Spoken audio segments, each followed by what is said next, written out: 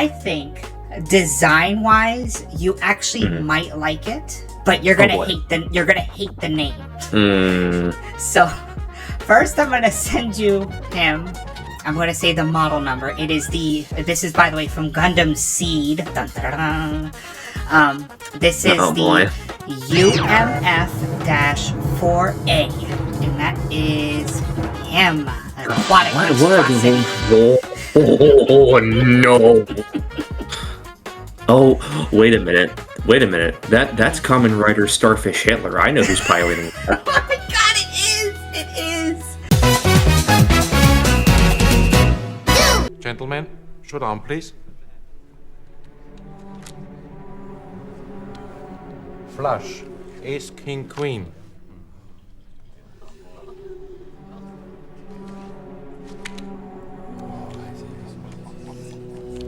Full house. 8 full of aces.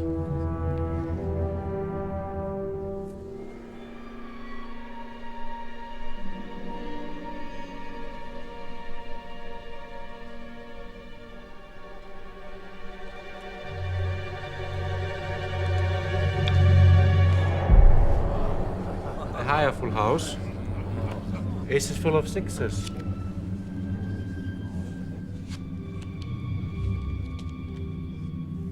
Monsieur Bond?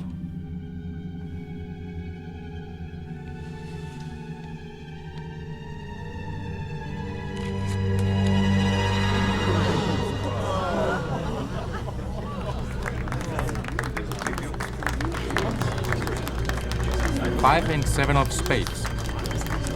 The straight flush. 4 to the 8. The high hand.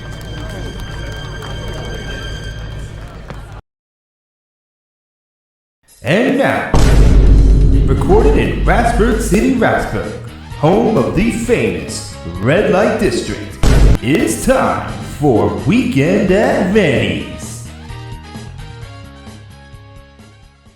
Haha, hee hee, hoo hoo. Are they coming to take you away? Is that what's going on here? They're thinking about it. I would be the Grim Reaper, but tonight I am the Dim Reaper, as I bring the dumbest. Oh boy, alright. Well, Barga, once again, welcome back to Weekend at Vanny's. Woohoo! What a giddy yippee that was. I'm excited to be back here. It has been too long. I recognize your schedule has had many problems. It has still been too long. I miss being on this show. I miss recording things. Well, I mean, we're still waiting on that YouTube channel of yours. Where is it? It is somewhere in the range of past when I get my own place and can record at any volume I please. So, end of this year. Got it. Maybe a little further. Yeah. All right. So we're doing, what is this? We did the WEIRD Mecha showcase. This is Volume 2, Electric Boogaloo. Is that what's going on here? Yeah, this is Volume 2. I've upped my game since last time. I've had a year to prepare. I've randomly glanced at this list several times in that time frame, and yeah, it's weird. It's bad. It's got some neat stuff. We'll chuckle at it. I like how your list was meticulously chosen in the past year, and mine was, as much as I've had them all in my head, was thrown together within the past 48 hours.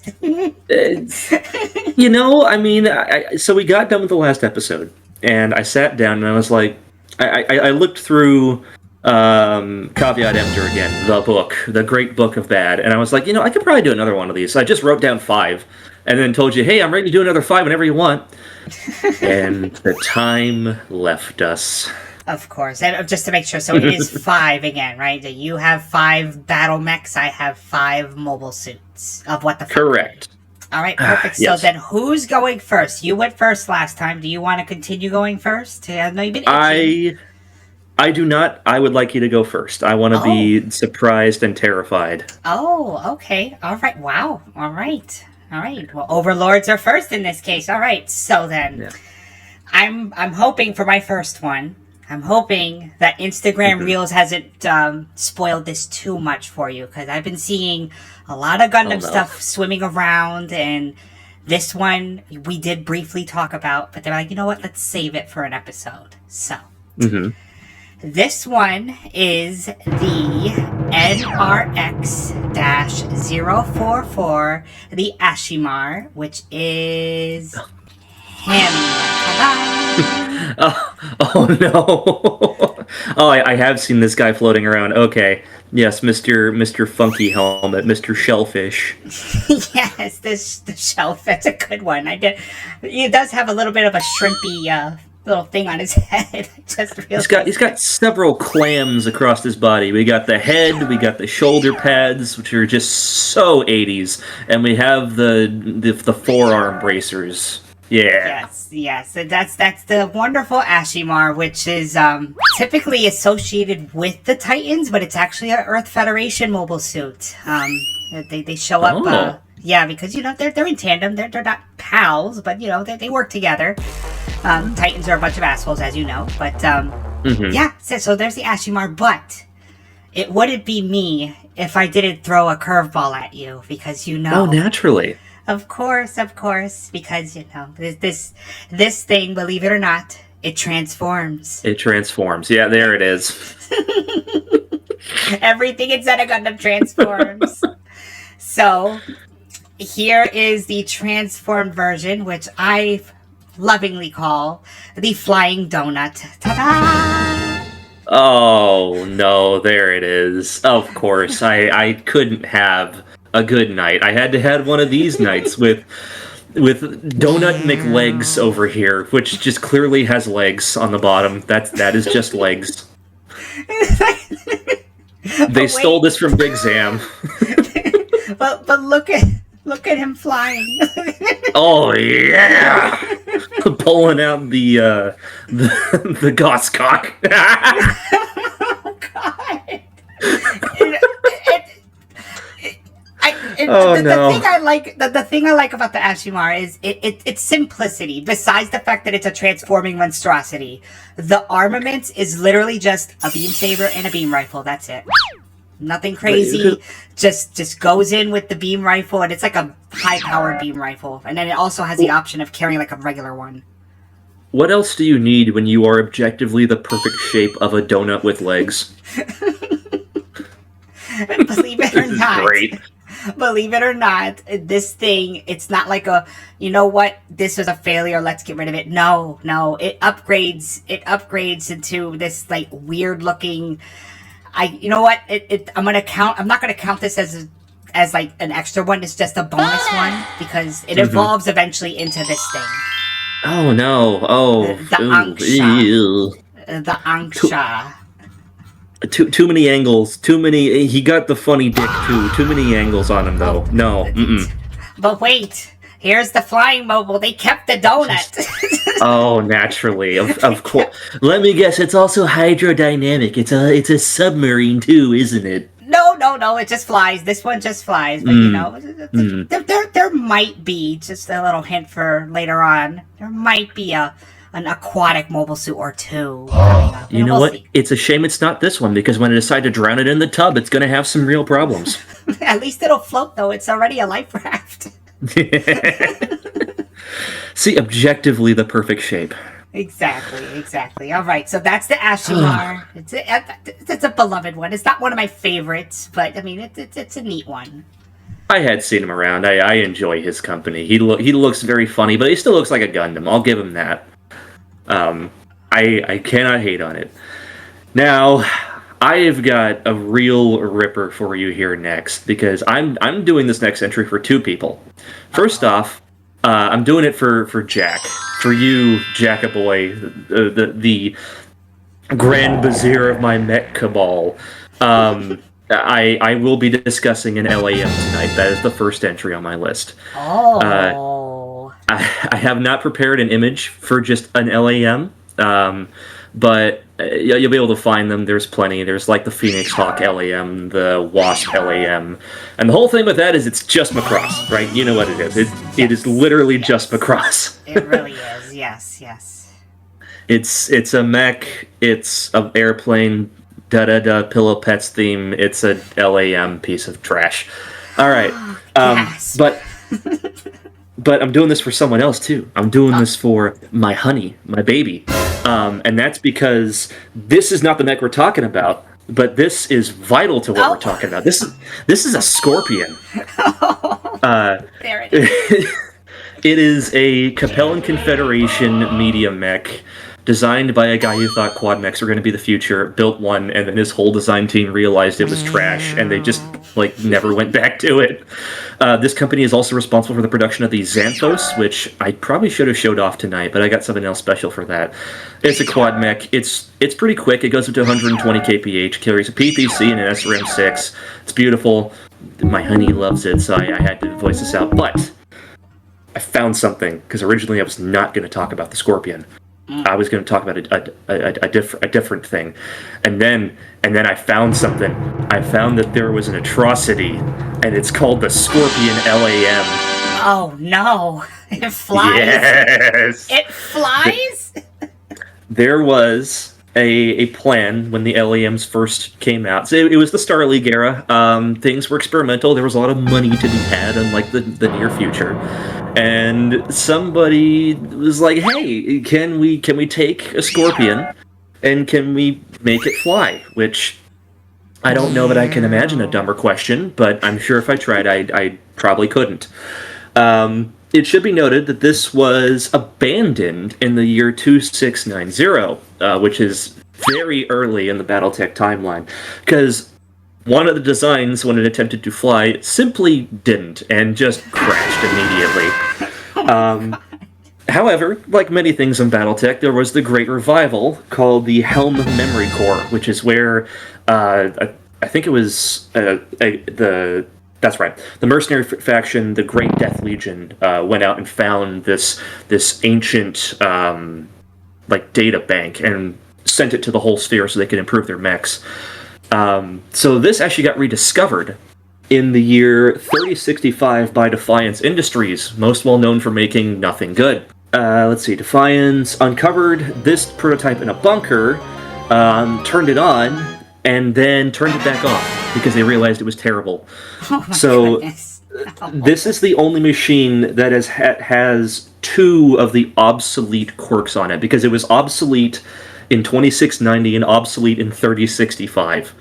It was abandoned twice. Oh, what a poor baby. But wait, you said it's an LAM, so what does it transform into? Oh, no, I need to explain that. Sorry. Okay. I'm not following my notes. I should follow my notes a little closer. So I mentioned that, yes, LAMs are just Macross, but we need to go over what that means. So every LAM has a mech mode, which is actually what you're seeing here. I can't find a flight mode for the Scorpion LAM. I can find it for some of the other ones. I know. Yeah. So originally, the Urban Mech LAM was going to be in this spot. I just thought the Scorpion was objectively funnier, so I put it here instead. If you want to see the transformation process, the Urban Mech LAM will show you that better.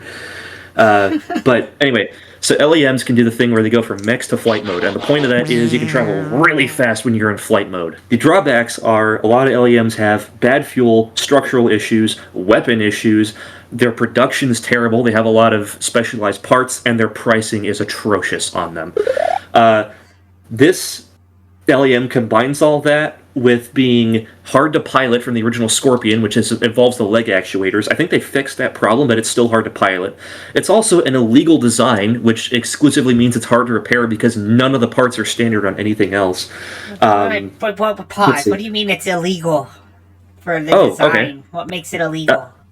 You're not allowed to have quads and LAMs in the same tone. That's not a normal thing. Wait. So is this illegal in the universe or in the game? It's illegal in the universe, not as in it's a crime to make one of these, but the surrounding infrastructure to repair and design one of these is so against the existence of a quad being an LAM that it is considered illegal to do such a thing. So let's say hypothetically, our boy Biff McStrongjaw decided to make one out of his cuckoo bucks. Would he get arrested, or what happens? I don't think he would get arrested. I think he would put it onto the design table, and after the failure of the PX-99, one of his subordinates would just pull a gun on him and end the problem right there. The answer would be no. We are not going to spend the time to make one of these. No, blam. Let's see. I wasn't done with the negative quirks, by the way. It also has non-functional items, which I can't figure out what that means quite. It's supposed to mean that something on this thing just flat out doesn't work, but I can't actually figure out what it is. If I had to take a guess, it would probably be that it just, like, doesn't have any fuel, because that'd be really funny if it just didn't have any fuel. And then I mentioned that it was obsolete twice, and then on top of it being a quote-unquote illegal design, it's also a prototype, which makes the parts even harder to find. This thing is impossible to repair if you get your hands on it. Just sell it off to Comstar as a museum piece. I'm looking at the picture, and you said there isn't a flight mode picture, but I'm just wondering, maybe the legs fold in. It already has its little wings out, and it's just like the legs fold in, and then there it goes. That's the only thing I can think of. Maybe. I can't think of anything else. Unless legs go up to the top and he starts spinning like a helicopter, and then it just... No, that's exactly it. No, you gotta be kidding me. No, of course. You see, it has those little thrusters on the back, right? So it makes one initial jump, and then it flips over, and it just spins. No. It does the... there's a enemy in the Kikaida series called Silver Tortoise that has a flight mode that's quite similar to that, and I can very easily see this thing doing that maneuver. Oh, jeez. Oh, my goodness. All right. Wow. Well, that is definitely a... Well, I'm a fan of LAMs because of the connection with Macross, but this thing deserves to just be pushed further off the cliff. Terrible. There's a free piece of advice about that. Pick any other mech that isn't an LAM and you will be happier. I'm sorry, Jack. That's just the truth. I know they look cool, but come on, dude. There isn't a single one that doesn't have a problem with it. I don't know. They work pretty well in Macross. Is this Macross? Are we in Macross? Am I a Macross pilot now? Is that what I am? Technically, it takes place in AD in this timeline, so we're getting there. I refute this with my whole body. Anyway. Alright, so that was a Scorpion, right? Yes, the Scorpion LAM. The Scorpion LAM, along with an honorable mention of the Stick Bug. Autumn's beloved Stick Bug. Honey, I hope you're proud of me. I've managed to jam it into a video without talking badly about the Scorpion. Oh, gosh. All right. It kind of deserves it. I just don't care. Anyway, yes. All right. So we got that out of the way. So I was torn where to put this next one in, whether if I want to put it further in the back of the list or up ahead of it. Because we briefly talked about it. And I don't think we talked about it. I think it was like just mentioned. Like it was just mentioned in the previous video. So we're bringing them up now. So this one here is a cousin to your son. No. Yes, oh, no. He is a cousin to your son. It is the MSM-04G, the Juagu, which is this big fat elephant. No, it's the Snoot. It's Snoot, man. He's back. Oh my goodness. Also, stop calling that other accursed thing my son. And no, it's not happening. The fan fiction is not coming to fruition. It is, and it will happen, and I don't care if it doesn't happen because I will make it happen.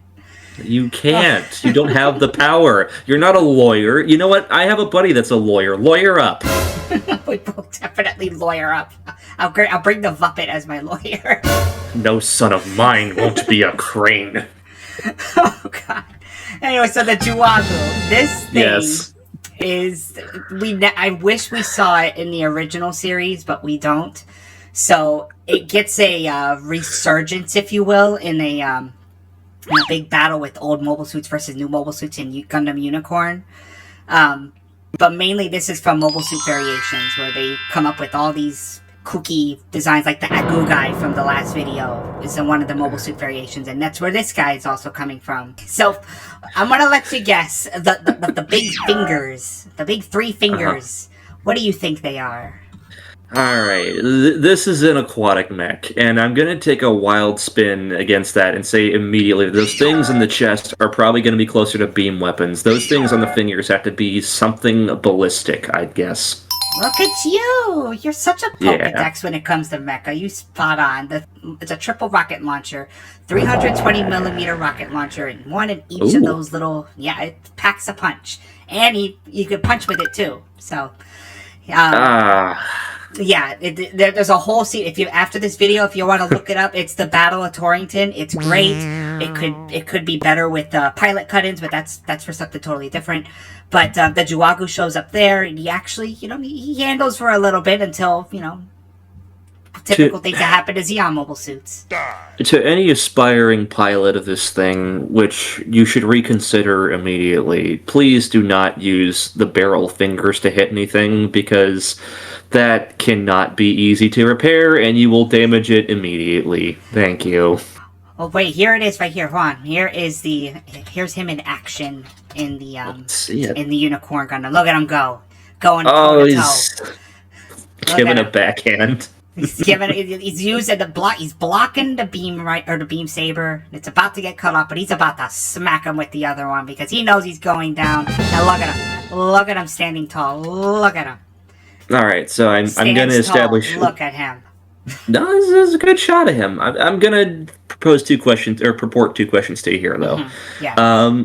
Question 1: the eyes in these things—they move, but why do they move? Because that's the camera thing or whatever, and he doesn't have a moving head, so he has to move his whole body, like his head. Okay, doesn't turn. So that light is a camera. Why on God's green earth is there a bracketing support in the middle of his vision? The answer is yes. Okay, just checking. Just making sure. It gets even weirder in later. You see one of the Jupiter Empire mobile suits. It literally has like just one eye, like up on the side, and then the other side. Like it's weird. Mm-hmm. They get weird, but I don't think it hinders anything because when we're in the cockpit and we look at it, it's like nope, there's no thing blocking the way. So it hinders my immersion, V. Okay, so I did a little digging while editing this so I could come up with a coherent answer, and the best I could come up with is this. The mono-eye is indeed the main camera of a mobile suit, but the mobile suit has other cameras and sensors throughout its body to combine an image for the pilot's monitor. Even if the main camera is out, the mobile suit can still function. We see this with Jean. Why don't you try to join up with Slender if you think you can manage it? I can still see with the backup camera. And Keith.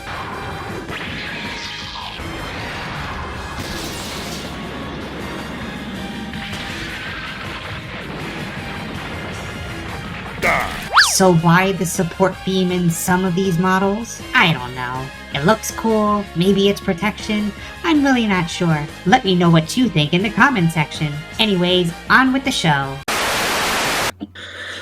No, but it's a question 2. Have we figured out what the snoot is about yet? The snoot? No, we have not. We have not figured out the snoot. Okay. We're, like we said before, it's probably sort of like a rebreather type thing. Maybe that's it. But, right. Yeah, no, nothing has ever been said about the snoot. Jury is still out on the snoot. Gotcha.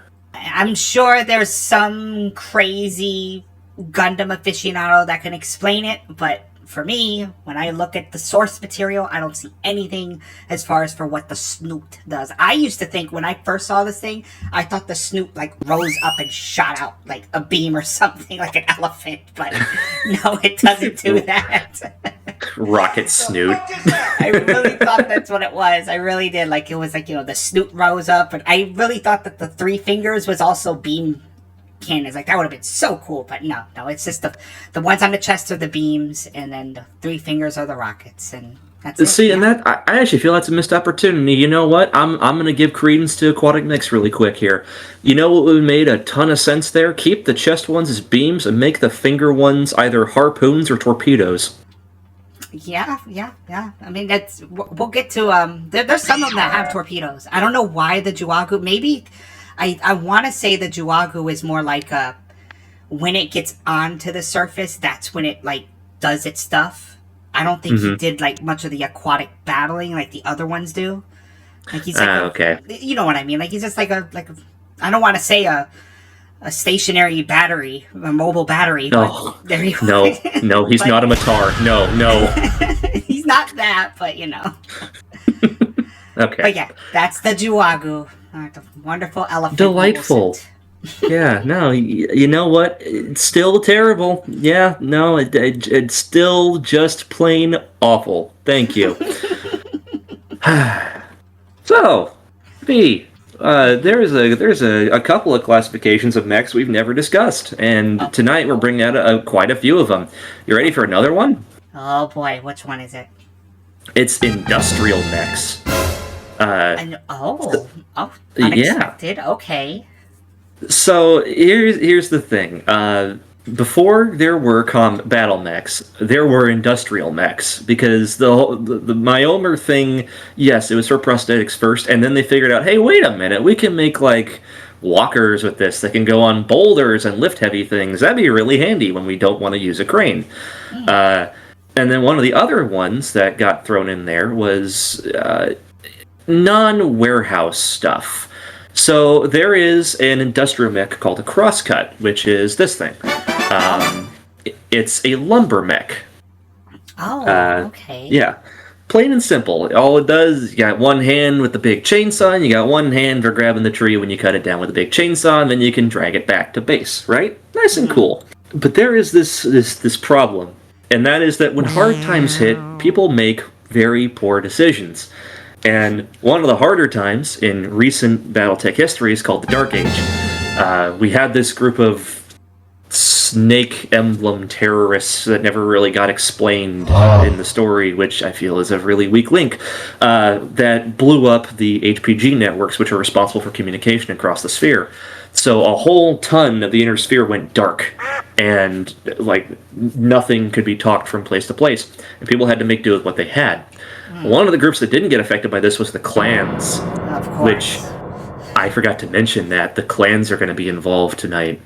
I'm not going to go into a deep dive on the lore of the clans. I'm going to be brief about this, but I will need to explain it very briefly. Actually briefly this time. So one eternity later. And one of them is Clan Sea Fox, or as some of you might know it, Clan Diamond Shark, depending on what time frame you're sitting in. Clan Sea Fox are a bunch of greedy bastards. They do not like fighting conflicts with Battlemechs and death. Instead, they like fighting them with economic factors, we'll say. So, their means of overtaking the sphere, because they came to take territory, was they sold off Battlemechs to the inner sphere and said, hey, give us one of your planets, and we'll give you just a ton of these highly advanced clan mechs. During the Dark Age, getting back to what we were actually supposed to be talking about, the Dark Age is plagued by a bunch of really bad machines. But as a result of this, you got a lot of mechs that were just nonsense. And so we move into the segment of the video that I like to call Battletech Isn't Anime. Battletech isn't anime. Yeah. And to do that, I have to pronounce the name of this machine in the most anime way I can think of, which is going to be quite loud. This is the Crosscut 2C Solar Mech. And it looks like a regular crosscut, doesn't it? But no, this thing is awful. Oh boy. But wait, pause. What's wrong with him? He looks great. He looks awesome. Yeah, he does, doesn't he, V? You know why? Because your brain is addicted to anime. Please understand, this machine is bad, and I'm going to tell you exactly why. It is an industrial mech, which brings with it a whole bunch of problems. You have to install extra subsystems into it that take up tonnage that these things don't typically have. They're made for moving. They're made for fighting rocks and trees, not for fighting each other. So it was made to make a quick buck off the sphere, is what this thing was made to do. It is a 30-ton industrial mech that the clans jammed a 300 XXL clan engine into, which is an enormous engine to put into one of these things. It makes it go up to 150 kilometers an hour, which is plenty fast for a light mech. But the trade-off is it just doesn't have any armor on it. I mean, the armor values here are as bad as a Locust. They're terrible.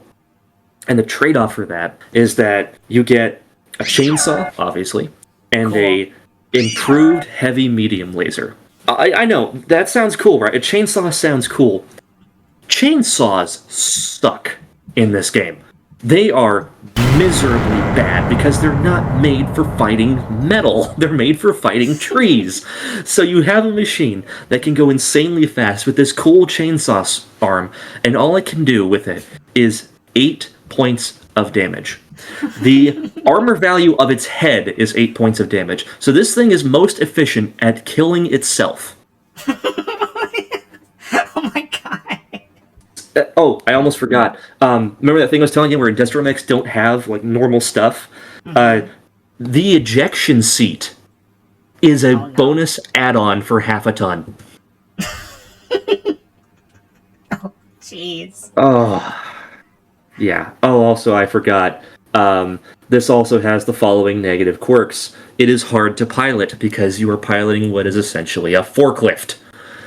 It is also an illegal design, because as it turns out, you're not supposed to put XXL engines in an industrial mech, because it can't handle it. Well, like, there you go again with the illegal designs. Like, who's gonna stop me? Okay, when I say illegal, what I mean is that you're trying to put an engine that would go into, like, a tugboat inside of a Honda. We can make it happen. You see those smokestacks in the back? Yes. Off his shoulders? Yeah, that's because like the engine doesn't fit in his torso. Come on, but I bet you if you do like the little toot toot sound, he'll do like the semi truck like horn. So, would you say which clan runs this thing again?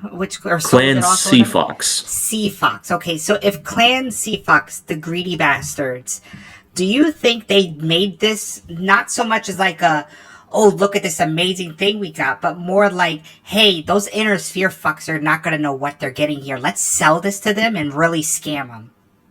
I could expect that this may have been sold to militias. Okay. I believe that the Sola mech design was part of an upgrade kit to the aforementioned crosscut, and was nothing more than like a gesture of, hey, we're trying to help, knowing full well that anyone that ran into combat on this thing was going to die. It is bad. This is unbelievably bad. This is classic GM bad. I think in the hands of like a Gundam person, this thing could work. The chainsaw needs to be changed to a heat chainsaw. That's all we need, and then it'll cut through the metal and it'll be like butter. If a new type got into this, they would know the smartest thing to do would be to get out of it. Well, we could put Char in there then. We get rid of him. Yeah, see, it's perfect for like, yeah. If you want someone to die, put him in this. That should be the slogan. If you want someone to die, put him in this. Oh my goodness!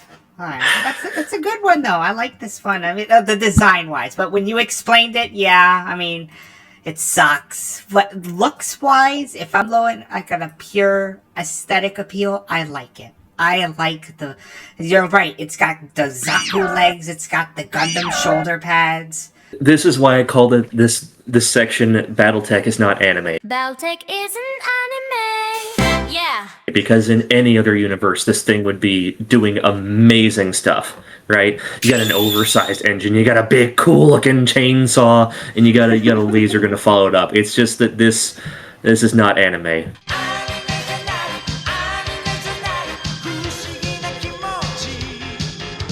And Atlas is going to step on you now. The poor guy was just put into the wrong universe, is what you're saying. It makes sense. Actually, I didn't track that. If an Atlas kicked this thing, that's 20 points of damage. It would kill it instantly. Oh my goodness, the poor crosscut. Let's just move on. All right. Well, if you're gonna hit me with that one, I'm gonna hit you back with this one. But this one, I think, design-wise, you actually might like it, but you're gonna hate the name. So, first, I'm gonna send you him. I'm gonna say the model number. This is, by the way, from Gundam Seed. Dun, dun, dun, dun. This is the UMF-4A, and that is him. Aquatic What? Oh no! Oh, wait a minute. That's Kamen Rider Starfish Hitler. I know who's piloting it. Oh my god, it is! It is! Oh my gosh, it really is. It is! Look at him! Give him the pointy stick. It's him. Gosh, it really is. So this is him. The UMF-4A. Sorry, did you say I like his design? I think you would like. I think you would like it, kinda. I mean, because I would say out of all the aquatic mechs that I have sent you, he is the most functional looking one. And I will also. Well, no, I'll save that one for a second. Because would you like to know what his name is? Sure. Goon.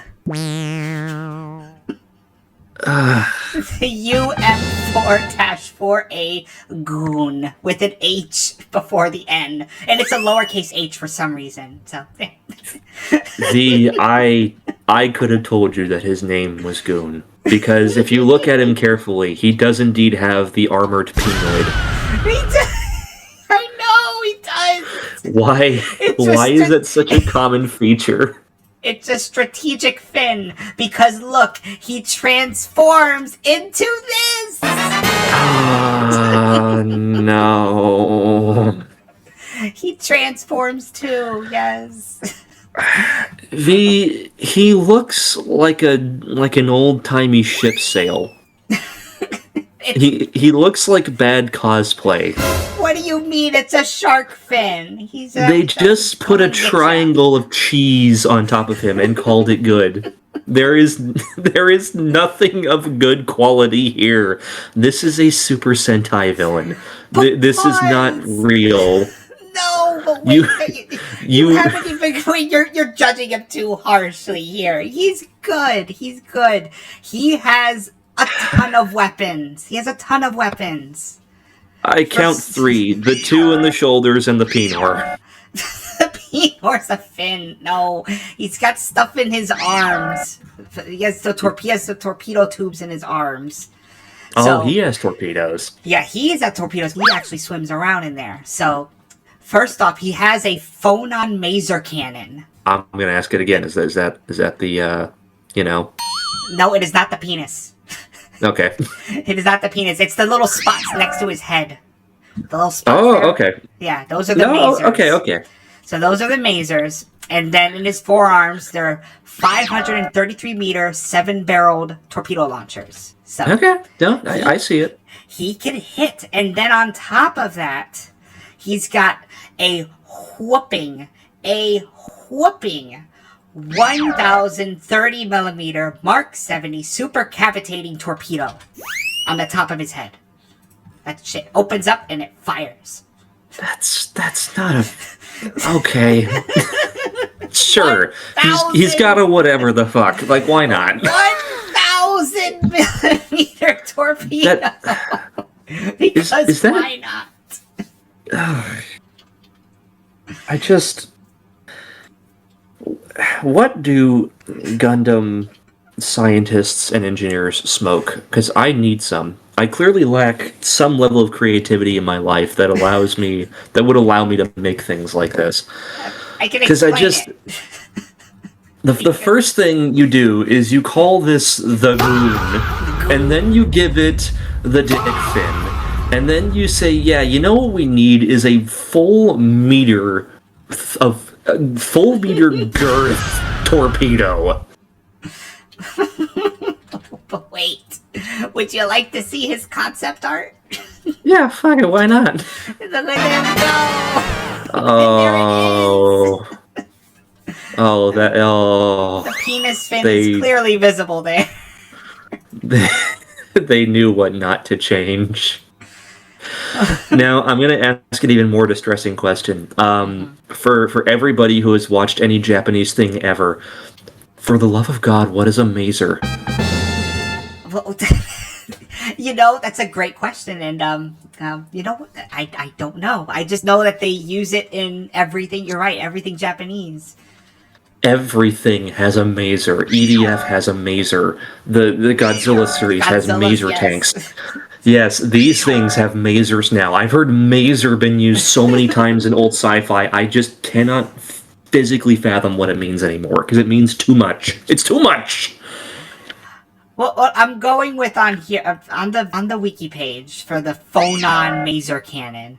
Mounted beside the Mono Eye, the pair of Phonon Maser Cannons were powerful sonic weapons capable of sinking submarine carriers and could also be used outside of water. Though Phonon Maser was not visible to the naked eye, the coaxial targeting laser from the cannons was visible. Wait, hold on. Does that explain anything? Yes, absolutely. They said it was a sonic weapon. I realized something terrible here. You have told me this thing is called the Goon. And then you have told me that it has sonic weapons on it. Yes. It is playing that ear rape hentai noise at someone to kill them. Oh my God. So when it goes to kill someone, it just goes, Eek! Yes. Yes, it does. It all makes sense. That's why it's called the Goon. So there it is. And I don't know why the H is lowercase. That kind of bugs me. But yeah, Goon. Thank you, V. This has brought down the quality of my life significantly knowing this exists. This is what I wanted out of this, truly. Oh, just wait. There's 2 more after this one. Oh, I know. No, I've got to start swinging harder. And you know what? I've got a banger coming up for you. All right, what do we got? So we're on to the third entry tonight, and as it is the third entry, we're going to discuss a third type of mech that we have not discussed before. It's called the Quad V. So as you had probably seen in the Spider, quad mechs are a thing. They do exist. You can have a mech on 4 legs. They kind of suck because that locomotion is not familiar to us, but whatever. And so now we go back to the clans and their very silly ideas of what war should be. And we reach a clan called Clan Hell's Horses. Oh. And their whole thing is making quads.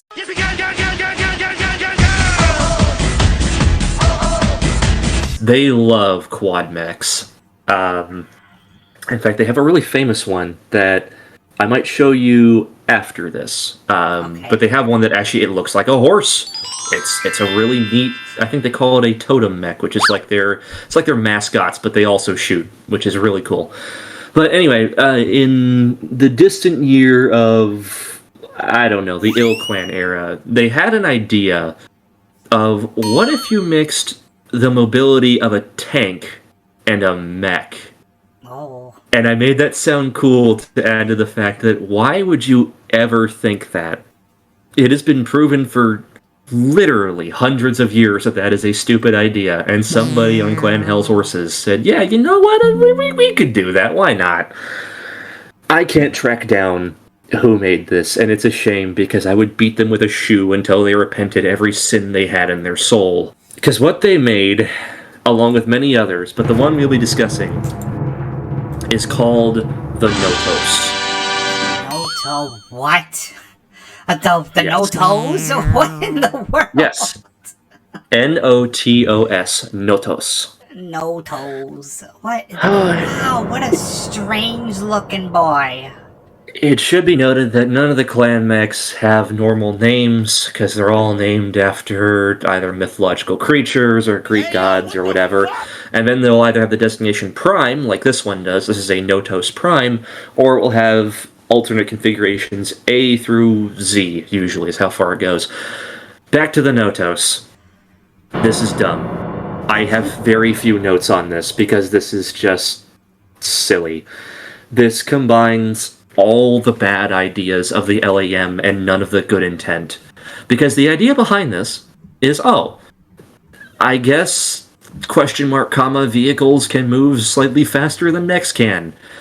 Which is completely disproven by the fact that this machine moves exactly, and I mean exactly, 10 kilometers an hour faster in vehicle mode than it does in walk mode. And for that exchange, you lose a great portion of your mobility. You lose a great portion of your ability to take shots. And you lose Oh yeah, what does that say on there? Design problems. Oh yeah, you lose your ejection system. Oh gosh, not again. Yes. You lose your ejection system, and you lose the ability to make standard parts. This has a non-standard parts quirk, which is hilarious. It is also a 60-ton heavy mech. This thing is in that category of being 60 tons because it has exactly, and I mean exactly, 5 medium pulse lasers as its entire armament. Oh. It is a heavy class. This means it's in the same range as certain fire support mechs like the Catapult with its dual long-range missile launchers. So Yes. those 5 medium lasers can't be swapped out with anything else? So there are alternate configurations. Let's read through what they are. There are 4 of them, so I'll make this quick. This is Configuration Prime, I should note that. So Configuration Prime is the 5 medium pulse lasers. Configuration A has a pair of ER small lasers, and something called a Hyper Assault Gauss Rifle, which, while that sounds cool, is just a burst fire Gauss Rifle that does 20 points of damage. Vaguely cool. The B version has 2 extended range medium lasers and 2 LRM-15, so long range missile launchers. They're clan versions, so they can be used up close without any penalty to firing. The C version, which is, and I quote, intended for intermediate and close range combat, carries a pair of improved heavy medium lasers and 3 SRM-6s. It also has the anti-personnel Gauss rifle, which is another thing we haven't talked about yet, that infantry exist and occasionally you need to shoot at them. And then it has a whole ton of electronic warfare stuff. It has an active probe, an ECM suite, and a light tag system, which is bizarre. Okay, I see him as a viable support. Like, I'm not going to put him up in the front lines, but if he could do some, some jamming or something. I mean, he has a role. He has a role. It also has Configuration D, which just has a pair of extended range large lasers. Not bad. It also comes with a targeting computer and 3 additional heat sinks. Now we're going to run into the problem with a lot of these. So I mentioned that the parts were hard to find. Anything that transforms, the parts are incredibly hard to find. It's because the Myomer bundles cannot be continuous from the reactor to the external components of it. You can't fold it very well. It tends to bend and to kink, and it causes all kinds of issues. We then come to the other harder part to explain, and that is a laser heatsink. This is a clan-only item that I have humorously put on In Your Sphere Mix a couple of times. So heatsink, right? These things run hot. We've established this. The heatsinks make it run less hot, depending on what you are. A laser heatsink does this by turning heat into light. Oh. Yeah. Cannot be used as a weapon. It just makes the mech glow. And it makes it cost so much more. What in the world? My goodness. Yeah, I cannot justify the existence of laser heat sinks. I think somebody was just trying to be cool. It has to be. Yeah. Yeah, no, that's definitely has to be the only reason. That is very strange. Okay. Oh my goodness. Please give me some Gundam. All right. So we got 2 more to go. This one, somehow in some way, when I asked you, you must choose Nepal, Spain, or Norway. You chose who? I chose Spain. You Glorious chose Spain. España, which is incredibly, I was not expecting you to pick Spain, but you know what? It all works out because somehow, in some way, this Gundam, yes, Gundam, is connected to our previous video. Please, I feel like I may have the image of who this is. Please send it. So this is, and it's a long one because it is from our favorite G Gundam. So it is the GF13-045 NSP, the Matador Gundam, which is this Yeah. Another one. Yay! Another one. It's him. Oh, this is great. Oh, this is so good. I'm so happy. Thank you, V. And somehow I can picture this guy in Battletech because of the ridiculous bull head torso. Because okay, talk about this. I gotta show you something after. Go. No worries. So the connection is because in the show, for like 15 seconds, because this thing doesn't show up for much long, he fights our beloved fish. Yes! They fight each other. The two most Go get him, ridiculous Fish Boy. designs. And the Fish Boy ends up winning. Yeah, ends up winning that one. But Oh, that is so good. Thank you. so No notes. Best mech. the best one. So he's a melee fighter. He has no range stuff or anything like that. He's he gets up to your close and personal, and he's got like a great center force of gravity because of his giant torso. So he's a sturdy boy. So he's got 3 weapons. One being what's called the heat horn, which is obviously the horns there. Yes. He's got a saber, which I think I got a picture of that here, and it also shows his other armament, which is a quote-unquote beam cloth. Toro, ole. Beam cloth. Beam cloth, and that's it right there. Oh, yes. So the beam cloth, the way it works, and I don't know how this happens, but here's the description. This special attack is called the, quote, red flag swirl, which he deploys the beam cloth, and somehow it forcibly draws the opponent in, which will clear him to do an ole and attack the mobile suit's vital points with the saber as they pass. This series is what Gundam should have been from the start. No, It's so delightfully stupid. I love every second of this. Oh. It's a good one and done. It's a good one and done series. Let's not make Gundam permanently G Gundam. So. I hope one day I own a hospital so I can have this series playing on loop for the rest of time in every patient's room. Oh, but wait, I forgot. This gets even better. Yeah. Because the common theme that I've been going with is that, they transform. And he transforms too. Please, let me see the bowl. No, it's just a head.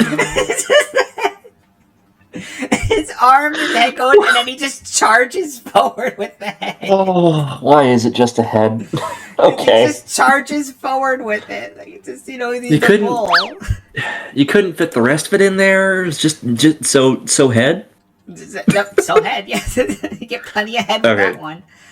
Oh, so because you mentioned it, it's getting an honorable quick mention. Yes. This is the Proto-Mech Taurus from Battletech. Yes. Which is like a mix between an Iron Man suit and a mech. Yes, that's one of my favorites. Absolutely. One day, I think he will actually come up in a proper video like this. But yeah, I knew what you were talking about immediately, and I think Proto-Mechs are kind of dumb, but in that fun G Gundam way, where it's like, this is silly. I like this. I love Proto-Mechs. Oh my goodness, especially that one. Gosh, they're so cool. Those are awesome. They're armed crappily. But they look so cool. I would definitely sell my life to go into a Proto-Mech. Put me in. So, I've got another great entry for you because I'm full of great entries. Did you know? Because I didn't. That OSHA apparently exists in BattleTech. What? Are you serious? On occasion, they appear to actually give a shit about their customer base. So I had mentioned before that there was an event called the Recovery of the Helm Memory Core. And a lot of companies took advantage of this. One of the things they recovered from it was advanced armor technology. And so, who was it that took interest in this? The Vining engineering and salvage team decided to see if they could conduct a little experiment in Battlemechs, or in Mech Warrior safety. My goodness, I'm all over the place right now. This cider's getting to me. It's not alcoholic, it's just getting to me. Anyway, decided they wanted to see if they could do a little experiment in Mech Warrior safety. Because weapons technology got really good with the recovery of the Helm Memory Core, and Mech Warriors were dying left and right all the time. So they said, okay, how safe can we actually make a Mech Warrior? And the result of it was the GTR-1 Great Turtle. Oh. Yes. What? It is a quad. It is a glorious quad mech. It is 100 tons of absolutely terrible quad mech design. No, don't tell me that. He looks like a legged Hetzer from World War II. I love him. Don't stall. What's wrong with him? So the first thing they did to make this safe for the pilot is they decided to put on 40 tons of hardened armor onto this thing. 40 tons is the weight range of the lightest medium mechs you can get. This thing has a mech's worth of armor on its frame. Unheard of in all regards. I don't have like a measurement of how much health that provides it, but it is enough that you can hammer on this thing for most of a game and not get a crit through its armor because of how much health it has. Every point of hardened armor that you can apply to it is actually worth double the normal amount that regular armor is worth. So it's an interesting balancing act. But again, they melted down a medium mech into armor and then put it on this thing. Unheard of. They then also put the cockpit in the torso, which is a neat thing. Actually, I don't have a negative to say about that. That's actually kind of a cool idea. So what they did was they noticed that a lot of the clanners were able to target heads directly with Gauss rifles, which is a near instant kill on most mechs. They made this one so that if the head did get shot off, they didn't care. The Mech Warrior was firmly inside the machine, which is fantastic. No notes. We then get to some of the problems. This thing can't move well. It is notably still a moving mech, but it moves at a whopping 43 kilometers an hour, which is about 1 point faster than an urban mech can move. That's not great for anyone involved. And then they did something I wasn't expecting, which is that a lot of the times when really big machines can't move too well, they have a whole plethora of movement issues. One of them is that they can't turn very efficiently.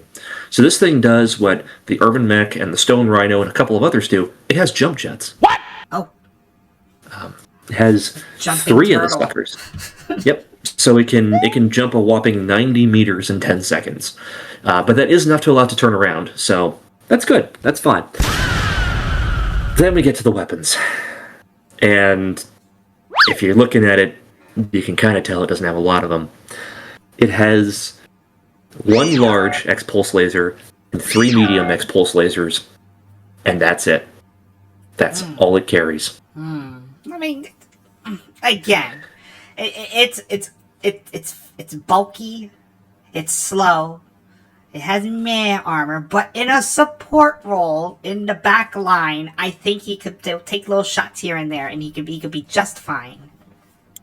There was a YouTube content creator whose name is left me right now, but he did an assault mech tier list, and this one landed firmly in F with the note that it would serve better as a tractor at the county fair because of how slow and shit it was. Oh, poor baby. And unfortunately, I can agree. This mission profile is bad. It is not a transport mech. It is, at best, like, I don't know what this thing is made to do except get shot at. And that is a terrible mission profile on a battlefield. Oh my You do not want to just get shot at. So yeah. Poor turtle. The Grand Turtle. That is all that I can really know about it. There is a second one. It has removed... Oh, there's a lot of other technical stuff I could say about it. Like, it doesn't carry an XL. It has a standard engine, has a compact gyro. It has a lot of things that are just designed to make it live a lot longer. But it's a little too eclectic and nerdy to really get into. It's just stuff about, like, targeting ratios and whatnot. Like, you're less likely to hit those things, typically, is what it is. So you can take a hit, but you can't really do much other than that. That's it. Yeah. Version 2 carries a PPC and replaces the X-Pulse lasers with ER medium lasers. But it's just not much of an improvement. This thing is slow, it is big, it is dumb, and you can hit it a million times and it'll still walk. And that's about all it can do. They should just stick flares to the side of it so missiles will naturally target it more often. Maybe they'll use it as a diversion. Like, oh, look, go get it. Congratulations, great punching bag. You sure are. The walking punching bag. And that is all my notes on the Great Turtle. So we're on our last ones. Yes. This one gives me a headache. Like, I'm not gonna lie. This gives me a headache just looking at it. And this one, where it's way into the UC, not Victory Gundam UC, but we're going into Crossbone Gundam. So Pirates versus the Jupiter Empire.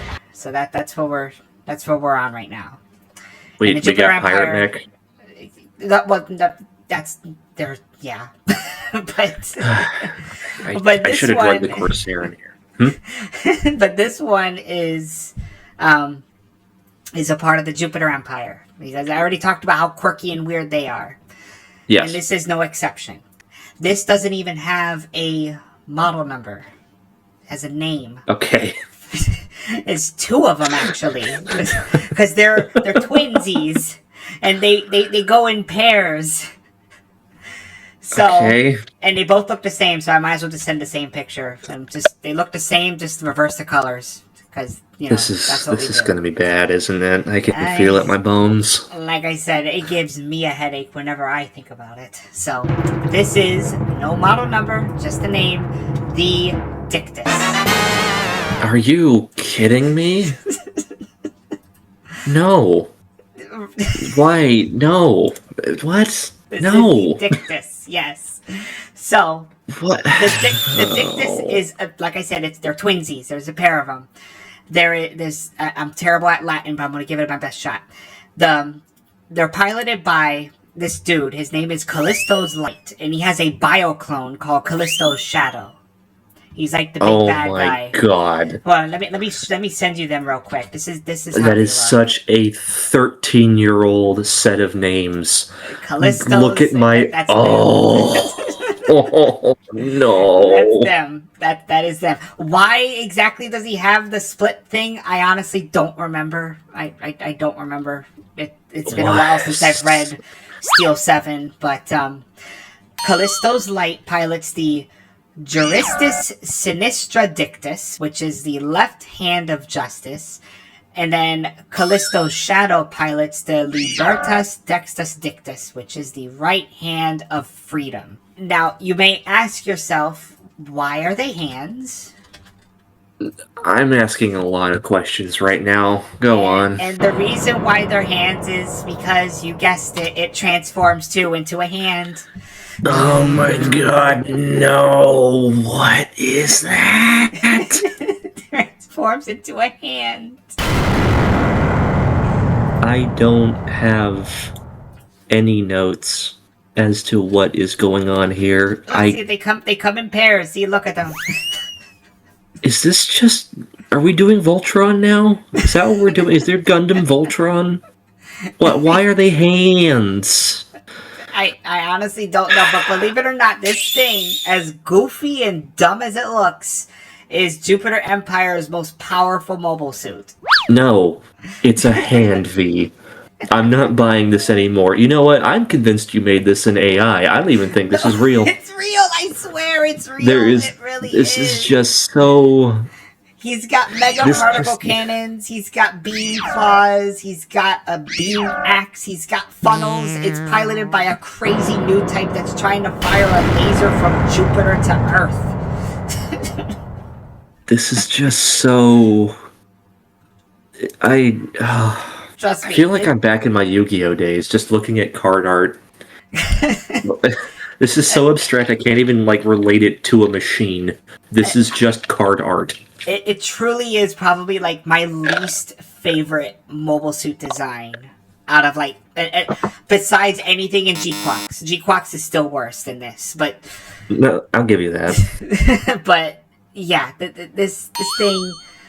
Like I said, it was a headache. It's a headache to look at, especially the hands. I can't even fathom it. And whenever, just think, at some point, Crossbone Gundam will get an animation, and this thing will see animation. But it doesn't have to. We could make good choices as a collective society. We don't have to do Crossbone anything Gundam like this. is great. We have to. This is a sacrifice we must make in order to have Crossbone Gundam. This thing should not be animated or, frankly, seen by the light of day, which is why we're doing this at night. Callisto's light, perhaps? Stop it. Just lay down your arms. It's okay. So that you don't is need the to do Dictus. this anymore. That is the Dictus with his 2 hands of booby grabbing. I feel like I need to go and pray for a bit. I'm just drained. I can't explain it. I've lost my rage. I've lost my ire. I'm empty looking at this. It's hands. It's just hands. It's hands. Gundam hands. Okay. Oh, okay. Well, I looked at that thing, so my rage is immediately back. I have one more entry to throw at you. All right. What we got? I need to throw a preemptor at it for you, though. This is a bad cat. Cue every clanner I've ever heard of creaming their pants immediately at this The thing. basic bitch battle mech. This is the one that terrified and shocked the inner sphere when it first arrived. Because the clan invasion had a lot of these, and these things were really problematic because they were doing all kinds of things, even to sensors, that they just didn't know what was going on. Also called the Timber Wolf, because I need to throw that name in there. And apparently it was so iconic that just a bare few years after this came to the sphere, another humble hero took the stage and said, "What if we tried that?" Oh, no. And that's how we got the MDG-1A Rakshasa, which... Oh, boy. What is that? Okay, so the art's not doing it justice. I'll give you that much. In fact, I'll pull up alternate art of it, which I think does it a little bit better. And here's what this is. Is that leopard print? Yeah. Oh my God. Some mech warriors are just kind of foxy. They like their leopard print. World. I just saw the other one. Oh my God. Yeah, there's no modern art for this guy just yet. I think they're coming up with a Rakshasa model here soon, so who knows? But no, this was produced by the legendary company and real-life company, General Motors, GM. Oh, they're back. Yes. They're back all the way into Battletech era. Well known for producing in other mechs the Warhammer, which is actually iconic and good. Yes. But the Rakshasa, bless the Rakshasa, it is bad. But it is bad in a way that it is informative. So, let's go over why this machine is bad. This is a 75-ton heavy mech with the exact same mission profile as the Mad Cat, which is a combination of brawler and then long-range fire support. Where the Mad Cat has LRM-20s, this has LRM-10s, with Artemis IV fire control, which is just kind of an extra targeting system. Where the Mad Cat had all of its clan weaponry, which is a lot of lasers, this has 2 large lasers, 2 medium lasers, and 1 medium pulse laser. It has a Where is it? I lost it. There it is. GM 375XL engine, which is in-house built because it's GM brand. It has a decent amount of armor, which is Starguard armor, which is from the Helm Memory Core Reawakening business. It's made with endosteel, it's made with ferrofibrous armor. That all doesn't matter. The actual build of the machine is fantastic. Where the important thing comes in is what happened to the Rakshasa. Because this thing is not in production anymore. But it was noted as being near identical to the Mad Cat. Two things came of this. One, which is the lesser important one we'll go over right now, is that the clans attempted to sell later modifications of the Mad Cat to the Inner Sphere that were just terrible. The Mad Cat 2 was one of these, which was an Assault class Timberwolf that basically had the same armament but just cost a lot more. And then they also made the Timberwolf 2, which was terrible. But another thing came of this, and that is that the Inner Sphere designers learned something very interesting about the clans. They suck without their technology. The Rakshasa was so terrible, it taught the Inner Sphere that the clans were terrible if they did not have their technology. Because what does this thing have that the clan one truly does not? And the answer to that is the tonnage difference. I believe the clan one is a 75 tonner, the Timberwolf. 75? Yes, 75 tons. This carries roughly half of that armament on it. So what does that actually tell you? Well, the laser technology, and the missile technology, and the structural technology, and the armor technology is so far in advance that they can afford to have a machine like the Timberwolf marching around. In truth, the Timberwolf's battle profile is so garbage. If you try to scale it down any at all to be not even a less threatening machine, it's just the same machine with slightly weaker technology, it falls apart instantly. The Mad Cat is conceptually a bad mech. In design and in practice, it's okay, but the concept of it could not be applied anywhere else, and the Rakshasa is proof of that. Oh man, I feel like you threw this in there just so you could slap around the Mad Cat fans.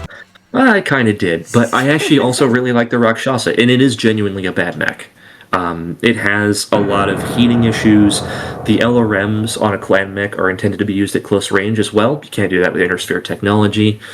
So this one lost a lot of its firepower in close range. It's a bad machine. I can't deny that. The Rakshasa is a bad machine.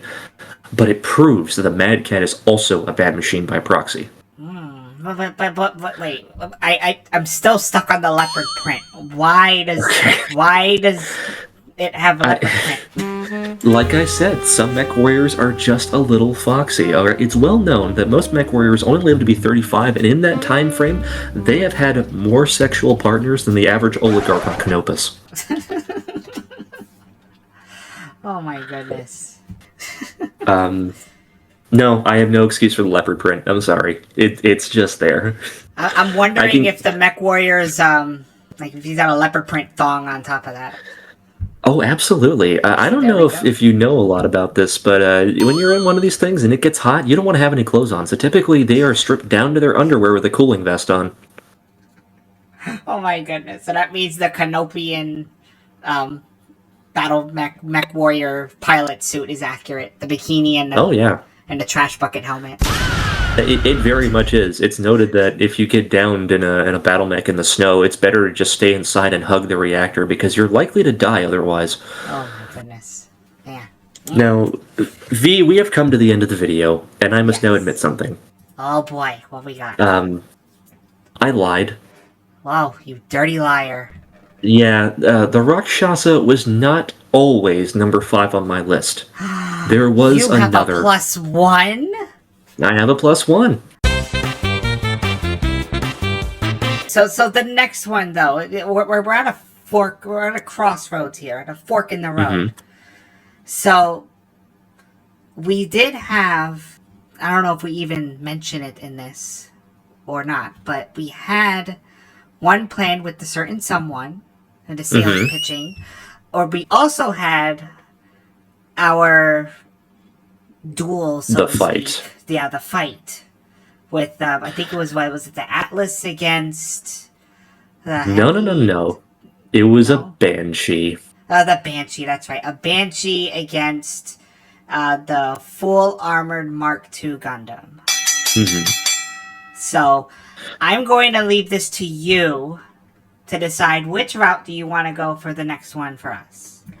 You're not leaving it to the comments. You're asking me. No, you directly. Yep, I'm putting you on the spot. You on the spot. I will take into account for the comments, but you definitely have a weighted vote. So. Well, I cannot deny that we have alluded to the sales pitch video. I suspect that one will come up. Do you want to just say what it is, or do you want to still keep it as a surprise? Oh, I'd love to keep it as a surprise. Okay, all right. Yeah. Well, by that point, she might be living with me, so, Oh, it might be even easier then. Yeah. Either way, this was excellent. Thank you for inviting me here again to torture me. Of course, it's always you succeeded. You. Yeah, I don't know how it happened that almost all of mine were Transformables, and you hate the Transformer mobile suits, but here we are. It happened. I mean, to be fair, I brought in 2 Transformer ones this time, so that's on me too. Exactly. Exactly.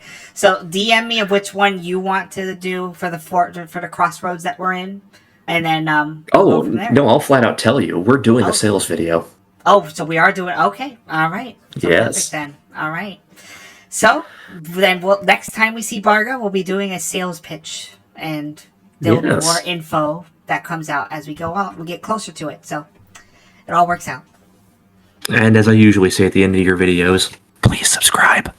Oh yes, thank you. By all means, and you need to get to it with your YouTube because you're depriving us of valuable mecha knowledge by not making a YouTube. Oh, I'm certain of it. You all will enjoy my tirades. I mean, we already saw it with the Rakshasa that literally was thrown in there so you could say, Mad Cats suck. Come on. I mean, it does, though. And it doesn't even swallow. Oh my goodness. I'm hoping that there's some Mad Cat fans that come in the comments and argue with you. Remember, it was all him. Don't thumbs down the video. It was him, not me. I'm indifferent. No. Interact with the algorithm. Thumbs down the video. I know where you live. Ruins it. All right. Well, this was fun like always. So thank you again, Barga. You have a good night. Yeah, thank you much. You as well. Good night.